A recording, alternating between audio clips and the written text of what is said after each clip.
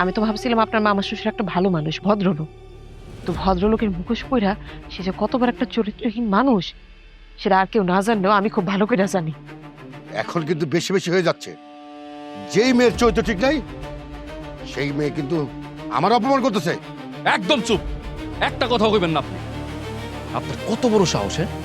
আপনি আমার বউয়ের সাথে খারাপ ব্যবহার করেন, হ্যাঁ? আপনার তো জিভটা টান দিয়া ছিঁড়ে ফেলানো উচিত। আমি দেশের বাইরে ছিলাম, আর এর মধ্যে আপনি আমার বউয়ের দিকে কোন নজরে তাকাইছেন, হ্যাঁ? আমার সরল সোজা বউয়ের সাথে আপনি খারাপ ব্যবহার করছেন। এত বড় সাহস আপনি কই পাইছেন, হ্যাঁ?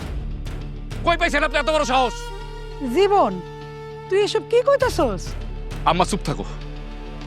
আমার বউয়ের সাথে তোমরা কি কি করছো আমি সব জানি। আর এই যে ভদ্রবেশী মামা, এই মামা কি করছে? মামা সেদিন আমাকে বাড়িতে আসছিল। তোমরা যেদিন ময়নারে রান্না করে থাকতে দিছিল, মামার অত্যাচারে ময়নাই বাড়ি ছেড়ে পালাইছে। সে বে সাহেব, আপনি এত জঘন্য মানুষ? মামা, এইগুলো আমি কি শুনতেছি? আমি তোমার কত সম্মান করি, আর তুমি আমার শ্বশুর বাড়িতে এসে এরকম একটা কাম করছো। মারে এই ওই কিন্তু মিথ্যা কথা বলছে। আমি গুলো ওই পদের লোক না।